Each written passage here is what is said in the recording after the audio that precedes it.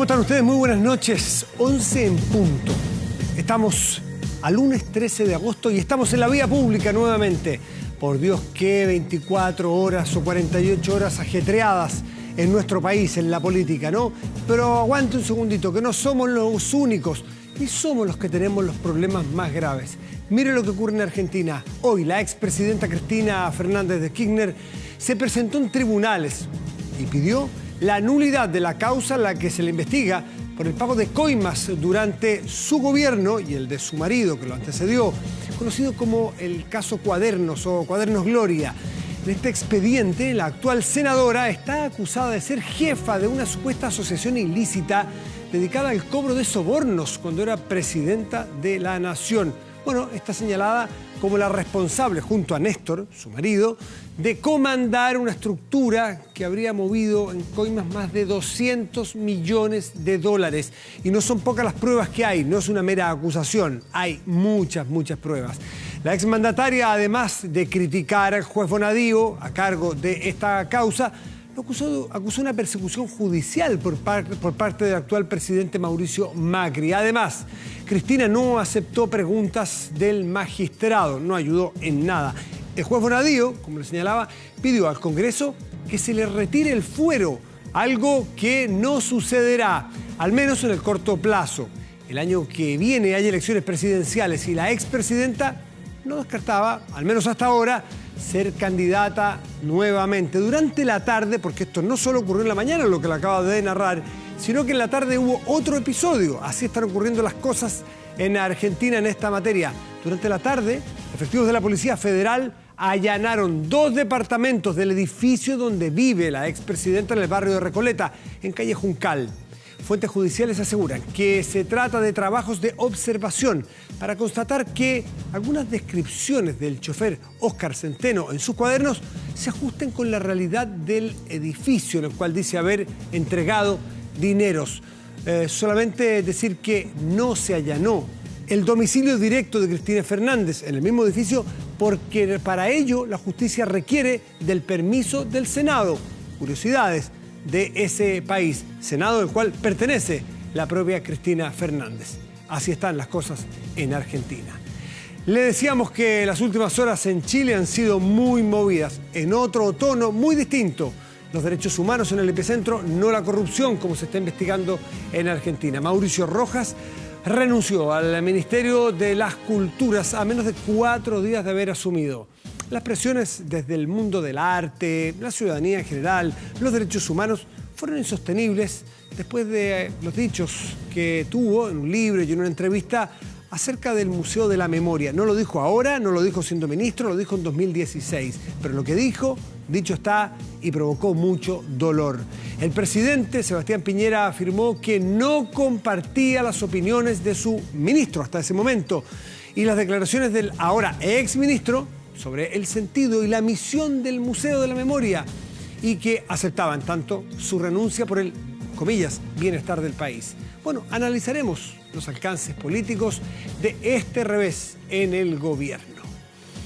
Pero después de los dichos del ya exministro Rojas sobre el Museo de la Memoria en particular, se ha levantado un interesante debate.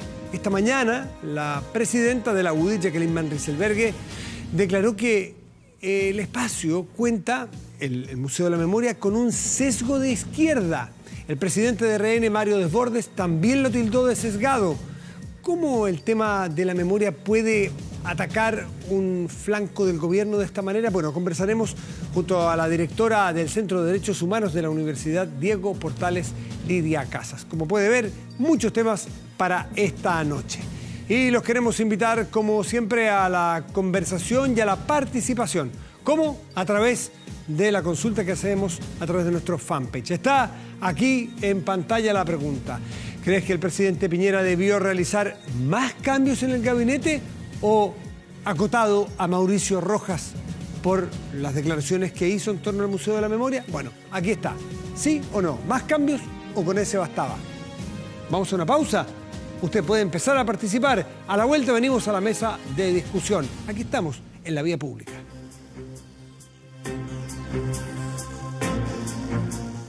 Y Ya lo decíamos, que Mauricio Rojas encarna todo lo que sucedió en las últimas 72 horas, pero hoy fue un día particularmente ajetreado en la mañana. Miremos algunas imágenes de lo que ha ocurrido hoy.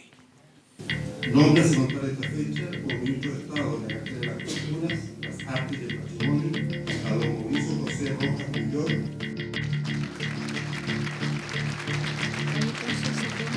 Que no aceptaremos un ministro que niegue la memoria de nuestro país. Tampoco aceptaremos de este gobierno que siga improvisando con los ministerios de cultura. Mauricio Rojas mismo planteó que lo que él había señalado no era correcto y que básicamente ese planteamiento hoy día no lo representa. ¿Va a renunciar? ¿Dónde se dirige ahora, ministro? Eso es cosa mía. Y como presidente de Chile, y pensando solo en el mejor interés de nuestro país, en el bienestar de todos nuestros compatriotas y en la buena marcha de nuestro gobierno, he decidido aceptar su renuncia. También he resuelto designar como ministro de las Culturas, las Artes y el Patrimonio a la señora Consuelo Valdés.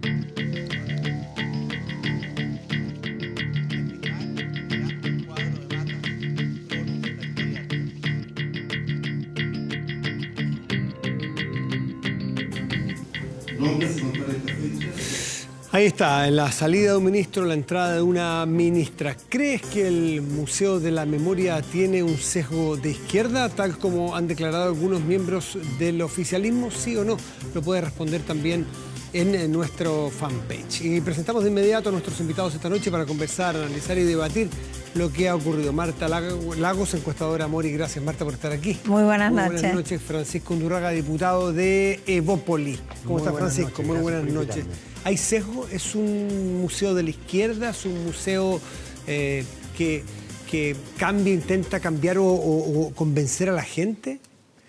Mira, Atontar, dijo en algún momento Mauricio Rojas. Yo tengo una visión particular al respecto. Yo creo que el Museo de la Memoria surge en un momento, a mi modo de ver, tardío de la transición. Se inaugura en el año 2010, 10 años después. Los primeros años de la transición fueron silenciosos respecto de lo que había sucedido. Era todo en la medida de lo posible, ¿no? Fueron muy silenciosos. Estuvieron los informes que hizo Patricio Aylwin, después vino el informe Rettig, pero era un conocimiento de la élite. Yo creo que a partir del año 2010 y después del año 2011, con la revolución de los estudiantes, se empieza a producir una apertura en la sociedad y esta cosa que era discutida se hace universal, que es que Pinochet había matado a destajo, que el Estado había cometido terrorismo de Estado. Yo creo que esa afirmación es la que ha sido negada por la derecha como la conocemos, como dice Carlos Larraín muy correctamente el sábado en una entrevista en La Tercera.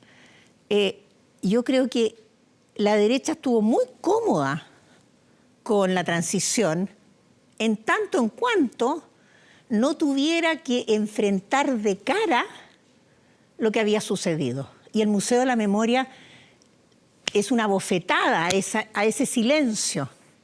Entonces me parece que cuando la Jacqueline van Riesebergher retrocede y dice hay un sesgo, el sesgo es de que no hay reconciliación, el sesgo es de que no hemos logrado enfrentar o hacer el duelo completo, y mientras no se mencione, entonces no existe. Francisco, y esa memoria está como ahí casi violenta para ellos, violenta. ¿Hay sesgo en este museo o este museo, que algunos dicen debería ser más un memorial, requiere sacar una fotografía de un hecho en particular y no requiere andar contextualizando? ¿O a ti te parece que sí se debe contextualizar mucho más? Yo me quedo con las palabras que señaló hace casi 3 años Sebastián Piñera visitando el Museo de la Memoria y señalando la importancia que este mismo tiene y lo importante que es recordar, no solamente recordar, sino tener presente lo que se vivió en ese periodo histórico de la dictadura y tal como él mismo dijo, a raíz de eso tratar de cerrar las profundas heridas que existen en este país. Creo que es un museo necesario, que es un museo que nos tiene que recordar a todos las atrocidades que se vivieron en esa época. Y que si están de aquí o están de allá, yo creo que esa es una discusión que es prácticamente anecdótica. Indudablemente el país no se construye ni nace el 11 de septiembre de 1973. ¿Pero de eso se debe hacer cargo el museo, de narrar toda la historia? No, yo creo que no.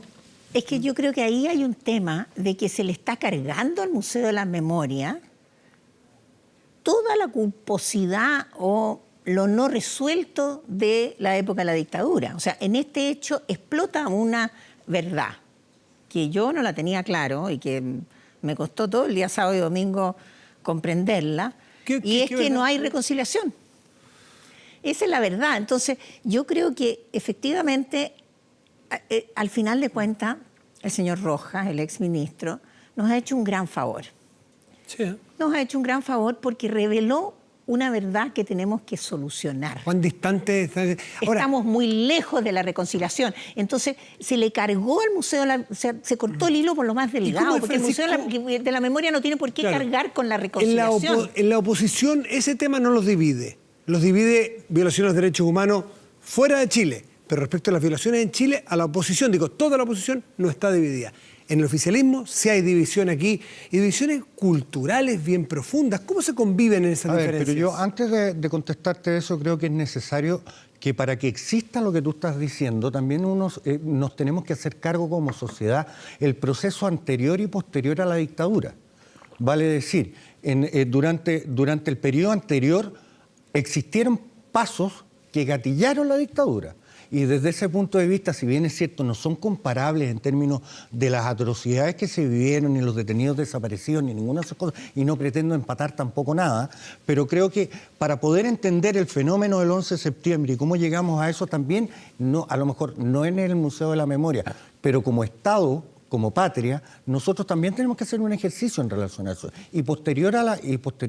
¿Pero y quién está diciendo lo contrario? No, yo no te estoy... Yo te estoy cumplimentando, no te estoy atacando, no te sientas violentada. No me siento atacada para nada, pero o sea, evidentemente que la historia es lo que es. El problema es que no tenemos historia. Yo creo que el problema es que no hay un libro de historia que diga esto es lo que sucedió. No, pero Marta, mira, depende de donde tú estés parado. Si nosotros necesitamos, y yo creo que así es, reconciliarnos profundamente, y tiendo a compartir tu diagnóstico, para hacer una reconciliación completa es de ida y es de vuelta. Por supuesto. Entonces, en ese contexto es que yo planteo que efectivamente hay situaciones anteriores que gatillaron. Hay que hacer todo el duelo. Hay que hacer el duelo completo. Claro. Y no hay que olvidarse de una parte en el duelo que fue para una parte del país también importante, central. Entonces, y posterior a aquello, también nosotros deberíamos saber cómo conversar, por ejemplo, con el asesinato de Jaime Guzmán.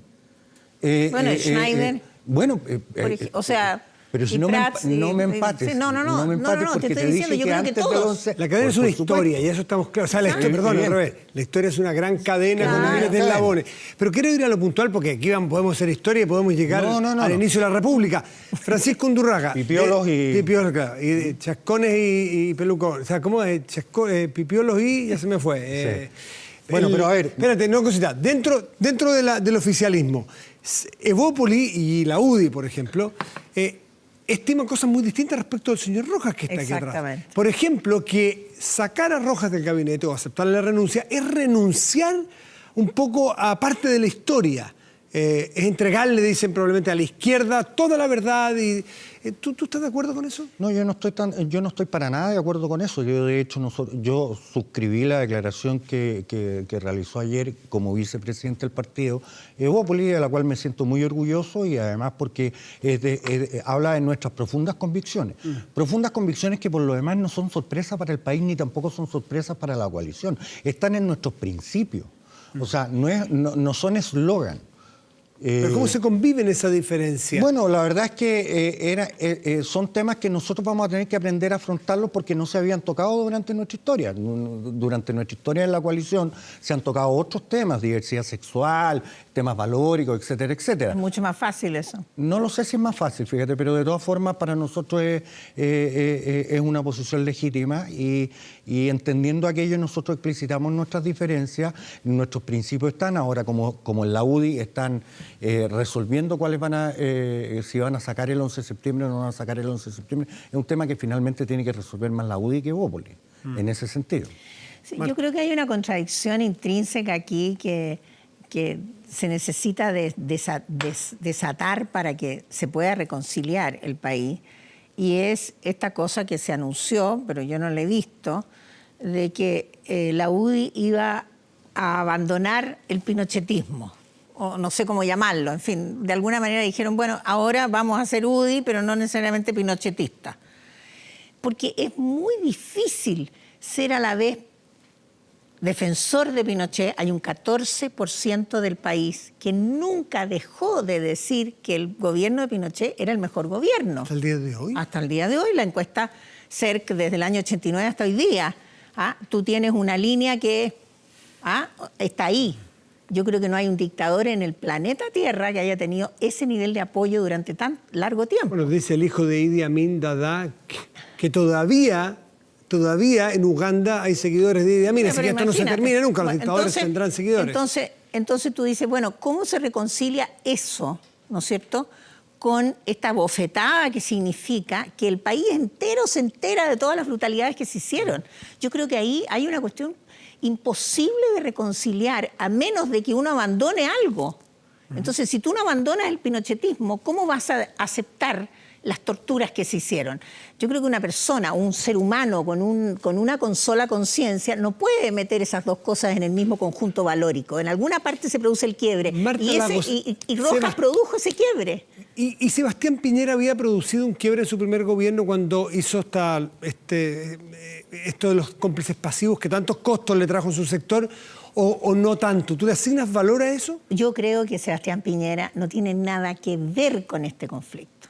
Él votó por el no, estuvo siempre por el otro lado, y por lo tanto para él esta cuestión es una cosa que no es de él, es de los otros, es de los que están con él. Y él, yo creo que trata de comprenderlo, y el error que comete es porque no comprende la significancia, porque él nunca estuvo. O sea, yo creo que hoy día hizo un esfuerzo gigante en la declaración que hizo de poner todas estas otras vicisitudes. Estamos en contra, pero también de Cuba y de Venezuela, etcétera, etcétera. Yo creo que Piñera fue muy contundente hoy día. Sí, yo no estoy diciendo lo contrario. Ratificó lo que efectivamente él cree. Yo no estoy, por supuesto, eso es lo que estoy diciendo. Lo que estoy diciendo es que para él el tema de los derechos humanos nunca fue un tema al cual hay que debatir, porque siempre estuvo, digamos, en el lado correcto de la historia, que es defendiendo los derechos humanos. Entonces, yo creo que ahí hay una cuestión bien valóricamente bien fuerte al interior de la coalición, porque tú ves a Mario Desbordes y ves a la Jacqueline Van Rieselbergh, y ellos dos no tienen el asunto solucionado. Ellos, líderes de su partido. Entonces, Pinochet dejó de ser el sujeto aquí. Aquí pasa a ser el sujeto estas personas, ¿no es cierto?, que son las pinochetistas. ¿Francisco? No, yo en relación a la UDI y Renovación Nacional, digamos, que opinen los UDI y los RN, digamos. O sea, no se complican en ese sentido. O sea, ahora, vamos a la política más cotidiana, menos elevada, que es la discusión conceptual que nos vamos a pasar probablemente varias generaciones discutiendo, todos los derechos humanos, las personas. ¿Era sostenible un ministro como este con las declaraciones que había hecho, sobre todo declaraciones que había hecho en lo particular y fuera del ámbito del gobierno? Cuando era un ciudadano que estaba presentando un libro, ¿podía Sebastián Piñera mantenerlo? Es que yo creo que es de tan evidencia que nadie había leído el libro. Porque si hubieran leído el libro, alguien habría levantado el dedo. O sea, lo que queda en evidencia el sábado es que todo el mundo se pega la palma en la frente. Que leemos poco. Y nadie había leído el libro. Porque ¿cómo se explica si no? No hay ninguna otra explicación. Simplemente aquí hubieron gente, digamos, diligente, que se había leído el libro y que revolvió y volvió a la frase, pero claramente en La Moneda no lo habían leído. Si lo hubieran leído... Entiendo que es un periodista de La Tercera. Andrés Gómez me parece que es el que le salta primero, lo lee, y después van en la búsqueda de más antecedentes. Entonces yo creo que ahí también hay cierto dejo de que la política hoy día es de tal manera transparente que tú no puedes dejar de sentarte sobre todo lo que dijiste en tu pasado. Francisco, veníamos saliendo del jueves, nomás un cambio de gabinete que había sido producido por el factor Varela. Y Varela no por su gestión ministerial, sino por dichos de Varela, que hacían imposible que se mantuviera en el gabinete, porque dificultaba la acción de un gobierno entero. ¿Esto es un caso similar? ¿Tú lo compararías? Bueno, yo creo que aquí estamos todos de acuerdo, digamos, que generó un impacto que era insostenible, que no le daba gobernabilidad en materia de las artes y la cultura, y no solamente ahí, sino que finalmente iba a traspasar todo el acontecer y el quehacer del gobierno, y el presidente Sebastián Piñera hizo lo correcto, digamos, que fue aceptarle la renuncia, y yo creo que nombraron una muy buena... o sea, ¿por qué no la nombraron el primer día? Digo yo. Se habrían ahorrado todo esto, pero en fin. ¿Paga costos Piñera, así como pagó costos con los cómplices pasivos? ¿Paga costos tú lo sientes? Yo creo que finalmente Sebastián Piñera tiene una forma de mirar el cómo construir gobierno que es capaz de no ser obtuso y de reaccionar, yo creo que bastante rápido. Yo creo que ese es un problema que tiene, porque cuando él es demasiado pragmático y instrumental para la política, puede producir conflictos ideológicos al interior de su coalición, porque lo que es práctico, lo que es razonable, lo que resulta, no es necesariamente congruente con el 100% de todos los miembros de la coalición. Bueno, entonces, la coalición es ya diversa, se han producido es algunos choques ahí, ¿te fijas? Sí, pero no tanto como a la oposición le hubiese gustado que existiera. Ah, no, bueno, si no hay oposición, y ese es otro tema. Bueno, el que había dicho que no había oposición y que estaban jugando solo había sido este mismo señor Mauricio Rojas en su calidad de jefe de contenidos o el que le hacía los discursos a Sebastián Piñera en una entrevista de hace 15 días en el Mercurio. Sí, pero se encontró con una sociedad civil que sustituyó a los partidos, porque aquí, seamos claros, los que votaron al ministro fue el mundo de la cultura, que empezó a empujar y empujar y empujar, y se empezó a sumar la gente en la indignación. Yo nunca había visto este nivel de indignación desde el año 90. Impresionante la ausencia de los partidos de oposición. Los partidos no sé desaparecieron. Si habló, No, hay una declaración del Partido Socialista el sábado en el Mercurio, de la cual nadie dijo pío. Yo me enteré hoy. Ahí hay un gran cambio, Francisco, me enteré hoy. Que todos los partidos deben hacerse. Tú dirigiste Bópoli hasta hace poco. Pero es peligroso. Bueno, eso me gustaría porque es un circo romano esto, levanta el dedo, baja el dedo, o sea, una opinión pública que manda de esa manera tiene que ser por eso que los partidos son indispensables. Pero también una sociedad civil activa como los actores, sí, pero que, o artistas. Oye, la democracia necesita instrumentos intermediarios que conduzcan, y los partidos tienen que jugar ese rol. Si abandonan ese rol... Francisco, que ha sido presidente del partido. Yo tiendo a estar de acuerdo en algunos puntos de lo que dice Marta. Efectivamente, nosotros los partidos políticos nos hace falta y padecemos de repente de poca visión en relación a lo que está pasando en el mundo civil. Reaccionan sí, así, tienen que reaccionar más rápido. Exactamente, tenemos que ser más rápidos, tenemos que ser más contundentes. Dicho lo anterior, quiero volver a un punto que para mí es fundamental de lo que tú señalaste antes en relación a la figura del presidente Piñera, que tiene que ver que yo difiero contigo porque yo creo que el presidente Piñera ha demostrado durante estos 5 meses que además ha sido un presidente que ha gobernado con mucha convicción, más que con táctica.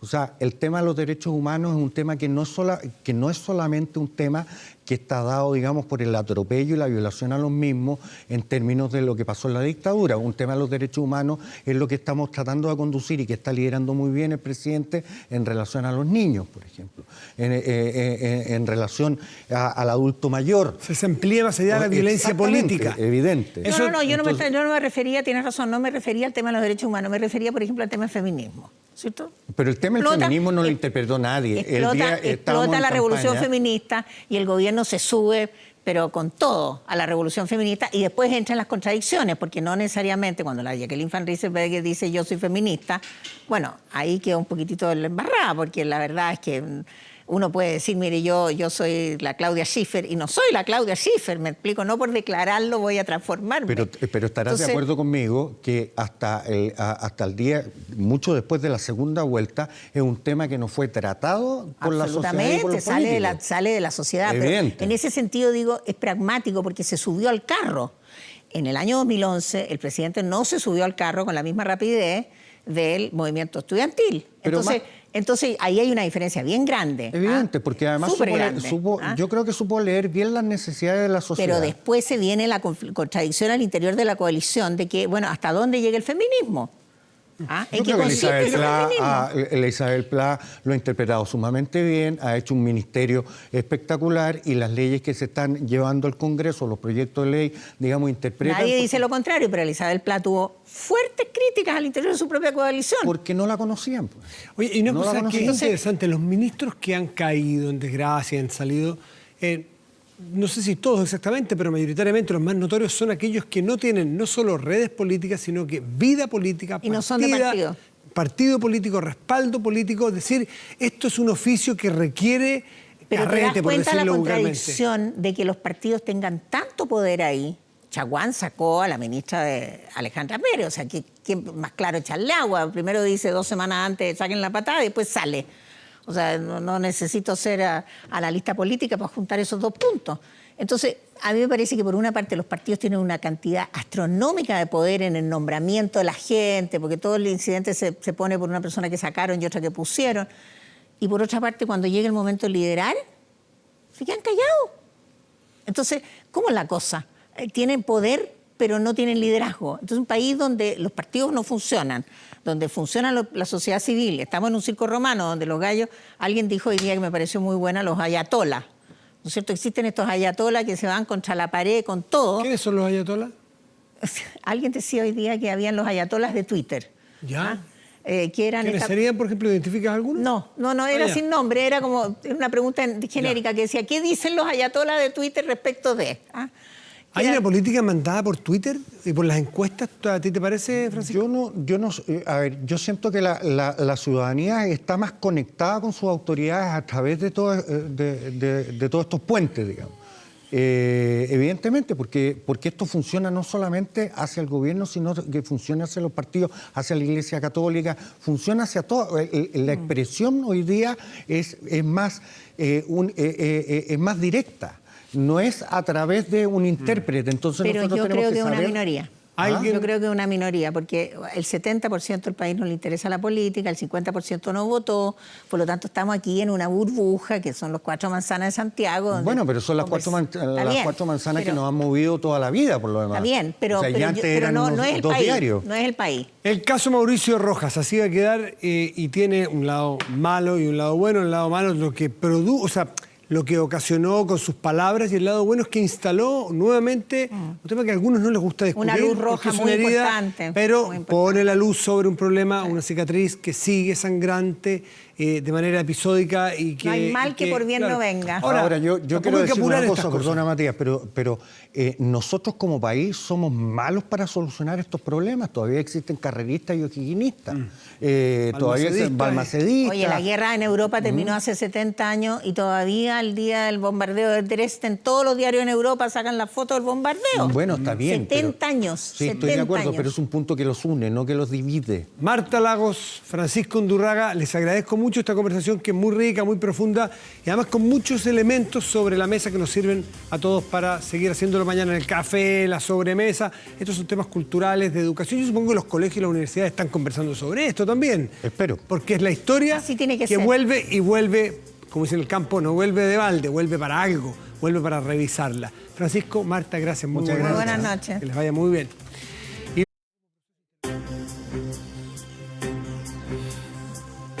Interesante lo que está ocurriendo en torno a la temática de derechos humanos que se abrió a raíz de una crisis política que aparentemente y ojalá esté ya zanjada, arreglada, porque los gobiernos tienen que seguir adelante por el bien de la ciudadanía. Pero queda instalado un tema al cual no le vamos a sacar el bulto, menos en una televisión pública, porque, lo vamos a declarar, nos interesan estos temas públicos, cívicos, son parte de nuestra historia y no la vamos a negar aquí. Y por eso hemos invitado gente como Lidia Casas, que es directora del Centro de Derechos Humanos de la Universidad Diego Portales. Lidia, muchas gracias por venir. Buenas noches. A la vía pública. Los derechos humanos puestos en el centro como si fuera la reyerta política del momento, son tan de largo plazo y tan multifactoriales. La ONU acaba de decir que en Chile se violan los derechos humanos no solo por violencia política, también por ser vulnerable, por ser niño, por ser mujer, hay un montón de cosas. Entonces, el estado del arte en los derechos humanos de Chile, a tu juicio. Bueno, yo creo que nosotros tenemos varias áreas donde estamos al debe. Uno, simplemente que esta área nos demuestra una parte de la historia sobre la cual no hemos podido avanzar. Por un problema de justicia, un problema de reparación, un problema de de memoria.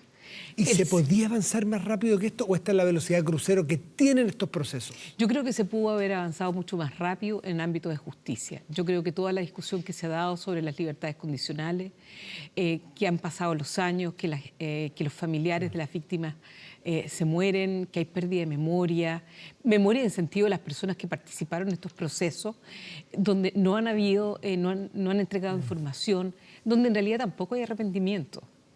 Entonces, eso ha hecho, digamos, que eso que tú decías hace un rato atrás, la herida se mantiene abierta, porque en realidad no hay un reconocimiento genuino de que esto, digamos, era inaceptable y es inaceptable. ¿Y cómo podría una sociedad, o qué sociedades conoces tú que hayan cerrado procesos tan dolorosos como el nuestro más rápido?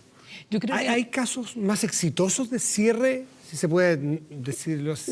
Uno pudiera pensar en que pareciera ser que, por ejemplo, en el caso del Uruguay, que es un país vecino, que tiene una democracia consolidada, que tuvo un proceso dictatorial también muy feo, con muchas muertes, con muchos desaparecidos, con mucha prisión, pareciera tener un proceso de discusión interna que es mucho más interesante que el nuestro.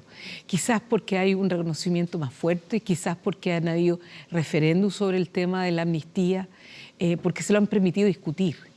¿Y cómo hacerlo, Lidia, para que discutamos de los derechos humanos sin apellidos, derecha, izquierda?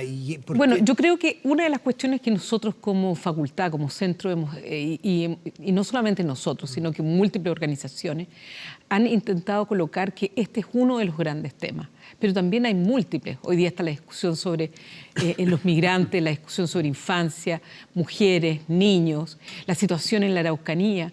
Yo creo que cuando nosotros nos colocamos el foco en uno, también perdemos que hay múltiples violaciones a los derechos humanos cotidianamente en nuestro país, en democracia, en democracia, y que por cárceles, que por lo tanto, digamos, la vigencia de los derechos humanos es ahora y siempre, en el sentido de que uno tiene que enseñar, tiene que instruir, tiene que transmitir generacionalmente, no solamente sobre el pasado, pero también una reflexión constante sobre lo que sucede en Chile. Porque en la medida en que nosotros todavía vivimos el trauma, tú y yo todavía somos parte de esa generación. Somos hijos todavía del trauma. No, y nosotros estamos condenados hasta el último día de nuestras vidas a tener este tema muy presente, más allá de la opinión que cada uno tenga. Exactamente, porque cada uno de nosotros, tú y yo, cada uno de nosotros tenemos cuestiones biográficas. Exacto. Y esas biografías van con nosotros. Entonces, en la medida en que nosotros no instalemos, digamos, esta conversación a partir desde la educación primaria, desde lo que significa el respeto por el otro, la diferencia respecto del otro, no vamos a poder avanzar. Y yo creo que por eso muchas otras sociedades logran captar ese momento histórico. Yo te digo, ¿cómo sacarle el apellido de derechos humanos de izquierda, derechos humanos de derecha y hablar de derechos humanos a solas, como un valor universal? ¿No es así? A secas, exactamente. Son derechos humanos y después el resto es todo un añadido que no vale mucho. Porque aquí la experiencia es que lo violó un gobierno de apoyo derechista. En otras partes del mundo lo violaron o lo siguen violando más bien de gobiernos de izquierda. Entonces, ¿hay alguien que tiene supremacía moral para hablar de derechos humanos? Fíjate que me tocó hace muy poco tiempo hacer un trabajo para una universidad sobre la Declaración Universal de Derechos Humanos. Entonces yo empecé a mirar la génesis, pero la génesis a partir de los derechos humanos de las mujeres. ¿Cómo se articulaba ese discurso allí?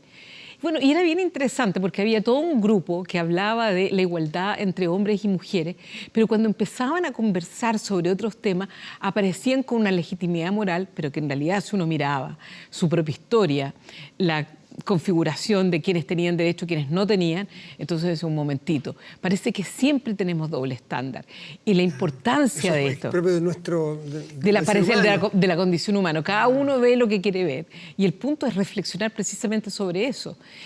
Todos somos iguales, pero pareciera ser que en algunos países decían, pero es que las colonias no van a estar en condiciones de ser suficientemente maduras para ejercer alguno de los derechos que establecemos en esta declaración. Entonces, yo creo que es lo que no podemos perder de vista, que si nosotros hoy día discutimos porque tiene que haber protección de los derechos de la infancia, eso no nos puede decir que aquellas cosas que nos parecen adecuadas del gobierno anterior o de este gobierno, nosotros no seamos capaces de decirlo. Yo creo que esa es la honestidad intelectual con que uno tiene que enfrentarse a este tipo de situaciones. Y una de las cosas que ha abierto este episodio de Rojas, Mauricio Rojas, el exministro de Cultura, es un término que es muy delicado: contexto. ¿Cómo hacemos para no quitar el foco en lo relevante, en el centro, ¿no es cierto?, que es la violación de los derechos humanos, pero también tratar de entender por qué sucedieron y que uno te diga, no, si estás contextualizando, estás relativizando. ¿Es importante contextualizar? Muchas veces sí, eso no significa la justificación alguna. Si uno pudiera, por ejemplo, pensar en las crisis políticas, y lo voy a poner de esta manera. Chile, digamos, llega un momento, una crisis política importante en el año 73, y ese llegar al momento en que en Chile se produce un golpe no puede ser explicado sino en el contexto de lo que se va dando en una sociedad chilena durante todos los 60. Y mundial, por la Guerra Fría. La Guerra Fría, absolutamente. Y cómo no solamente, digamos, los chilenos participan, sino también Estados Unidos tiene un rol relevante en cómo se va desarrollando esa crisis política. Entonces, uno tiene que entender ese contexto político, pero eso no quiere decir que el contexto vaya a justificar lo que allí se produjo. Pero explicar y justificar son dos términos súper distintos y muchas veces tienden a juntarse. Cuando alguien trata de explicar, le dicen, está justificando. Entonces, para no correr el riesgo, la gente se queda solamente con la narración de los hechos y no de la explicación. ¿Eso pasa en otras partes? Yo creo que sí. Me parece, por ejemplo, que un caso paradigmático y que es como relativamente cercano al nuestro por la forma de la transición democrática es el caso español. ¿Ya?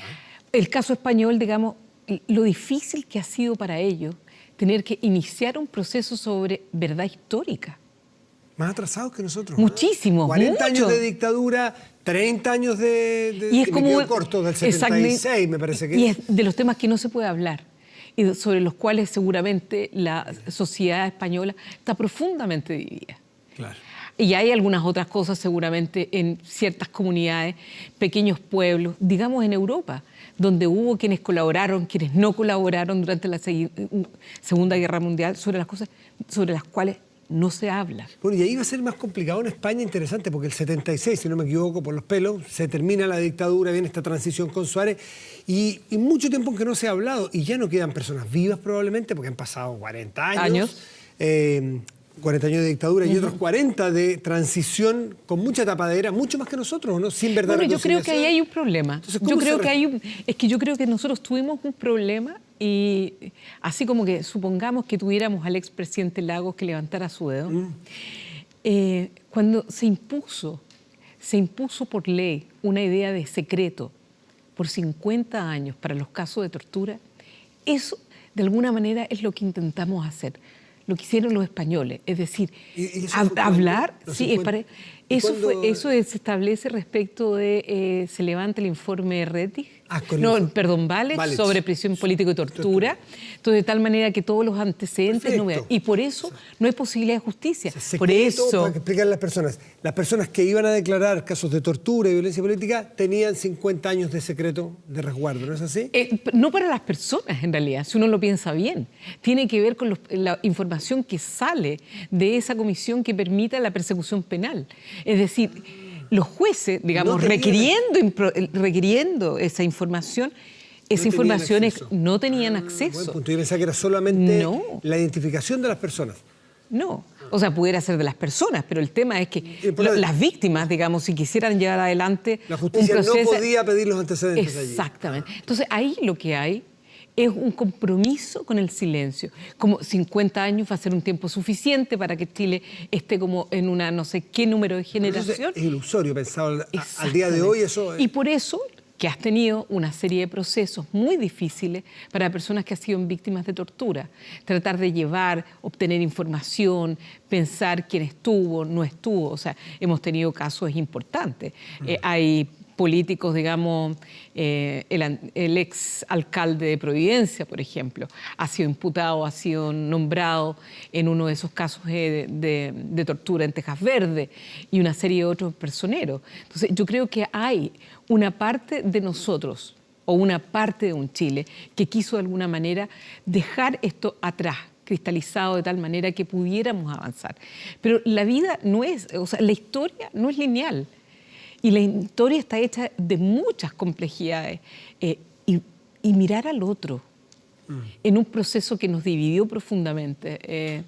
No me gusta, digamos, el argumento de autoridad, pero en este caso me viene bien, digamos, el rector Carlos Peña. Es decir, esta fue una gran tragedia para Chile.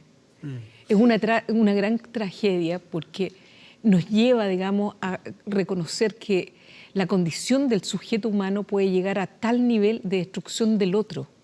Por supuesto. Por una crisis política incluso se puede pagar con vidas, y no pocas. En fin. Exactamente. Ahora, Lidia, cuando tú narrabas y nos recordabas el caso de la Comisión Valens y este secreto por 50 años, claro, que hoy día no sería probablemente llevadero, no sería presentable. No sería. Pero en su momento sí lo era, hay que ser justos. No, por eso. Claro. ¿Pero por qué fue? Claro, se explica por algo, ¿no? Se explica por el miedo, digamos, de que sacar el tema, sacar la historia, pero también, comilla, nos divide. Pero también Chile va a hacernos un poco de cariño porque hoy día nos hemos sacado la mugre. Chile también ha sido paradigma de éxito para muchas sociedades. La Comisión Verde de Reconciliación también fue un paso muy potente, muy al principio, cuando estábamos a punta de boinazo. Absolutamente. Con Pinochet, comandante en jefe. Es decir, aquí no era tan cobarde la democracia naciente, ¿o me equivoco? Yo creo que nosotros fuimos dando pequeños pasos. Recuerda que nosotros no fuimos la primera comisión, estaban primero el sudafricano. Pero de ahí se toma... Exactamente. Entonces nosotros sí damos un paso importante, que es el reconocimiento de lo que tiene que pasar. Yo creo que la Comisión de Verdad y Reconciliación era una comisión importante en la medida en que no se veía posible la posibilidad de llevar y hacer persecución penal frente a los delitos de lesa humanidad.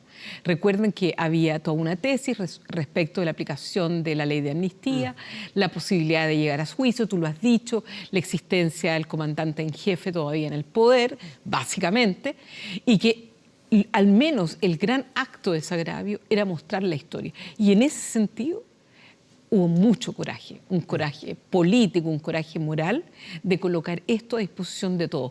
Y que de alguna manera pudiéramos decir, ¿sabe qué? Esto sí sucedió. ¿Y qué es el Museo de la Memoria en los minutos que nos queda? Porque hablamos de derechos humanos, pero lo que ha detonado todo esto es el Museo de la Memoria. Que quien no lo conozca vaya, porque es precioso además. Y además es precioso lo que significa llevar a los niños. Los colegios llevan a los niños constantemente. Muchos colegios. Los extranjeros, constantemente. Por lo que significa y físicamente como es el entorno y el emplazamiento. Es muy lindo ahí en Matucana. ¿Qué es lo que es para una persona dedicada a los derechos humanos este memorial de Primero, Chile? tú lo has dicho, es un memorial. En Santiago y en Chile hay miles de pequeños memoriales que la gente no sabe que existen. Perdón, el propio Jaime Guzmán tiene un memorial aquí y no tiene contexto. Es sencillamente las personas que quieren honrar la memoria de Jaime Guzmán tienen su memorial. Este es otro memorial. Lo tenemos en Paine, lo tenemos en comunidades en el sur de Chile, en los lugares más recónditos de este país hay memoriales. Lo que hace el Museo de la Memoria es contextualizar y ver aquel recorrido que se produce desde el rompimiento democrático en este país, por distintas formas en que se fueron produciendo esas violaciones a los derechos humanos. Hay una sección que es preciosa, pero que es muy terrible. Muy crudo. Muy crudo. La existencia de la cama sobre la cual el somier metálico, sobre el cual la parrilla. Luego las cartas de los niños. La carta de los niños, y aparece un niño que le escribe a Lucía Iriarte Pinochet, y le responden, donde el niño le pregunta para que le ayude a encontrar a su padre. Entonces, es parte de la historia en que uno no puede, como sociedad, olvidar. Otro memorial que es muy importante y que los jugadores de fútbol, los 11 de septiembre, hacen un reconocimiento, es en el Estadio Nacional. El último partido del último año, donde hay una ofrenda que hacen los jugadores ese día que el año pasado les tocó jugar en el estadio. Eso se llama historia. Sí, pues, en Memorial Vivo, pero lo último, ahora sí que lo último, Lidia Casas. El Museo de la Memoria tú lo describiste, hiciste un recorrido de memoria, para que la redundancia. Para algunos Bueno, para algunos es un fraude. Estamos claro que esto le costó el puesto a Mauricio Rojas, un fraude de querer inventar un país, un montaje. Sí, yo le puse fraude, dijo. Sí, montaje. Pero hay otros que son más moderados, más tranquilos y dicen, ¿saben qué? Está incompleto. ¿Ahí hay una discusión legítima que hacer, incompleto respecto de que hay otra cara de la moneda, o no te parece a ti legítimo? No, porque un museo de la memoria dice relación con las violaciones a los derechos humanos durante una época determinada. Y no está mirando, digamos, que dio... es como hablar... Pero si es un espacio educativo, ¿no sería interesante a un niño explicarle, no por qué pasó, pero cuál es el antecedente inmediato? Cuando uno ingresa a ese museo, si tú recuerdas... Algo de eso. Exactamente. Comienzan a mirar los distintos procesos y violaciones a los derechos humanos en otros países. Empieza a mirar Europa, África, y uno va mirando los contextos donde se han producido estas importantes y sistemáticas violaciones a los derechos humanos. Entonces, si tuviéramos que hacer eso, ¿por qué lo necesitamos? ¿Porque no podemos reconocer que lo otro existió? Si el problema es la aceptación de que eso sí se produjo. Y eso que sí se produjo, hasta el día de hoy, de parte de algunos, todavía se justifica. Lidia Casas, de Departamento de Derechos Humanos. Centro de Derechos Humanos. Centro de Derechos Humanos de la UDP. Muchísimas gracias por estar aquí esta noche conversando con toda la tranquilidad del mundo sobre un tema que requiere quizás dedicarle 20 de estos programas si fuese necesario. Bueno, muchas gracias a ti porque se aprende mucho de la gente que estudia estos temas. Gracias, Lidia. Gracias a ustedes por la invitación. Muy buenas noches. ¿Crees que el Museo de la Memoria tiene un sesgo de izquierda, como lo han declarado algunos miembros del oficialismo? ¿Sí o no? Lo puedes responder en nuestro fanpage. Vamos a hacer una pausa y ya volvemos aquí en nuestra vía pública.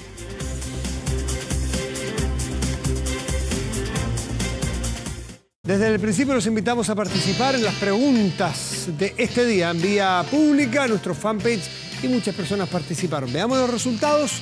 La pregunta es si crees que el Museo de la Memoria tiene un sesgo de izquierda, como lo han declarado algunos miembros del oficialismo. Sí, el 59%.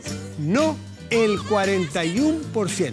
Esta es la respuesta de nuestro público. El tiempo.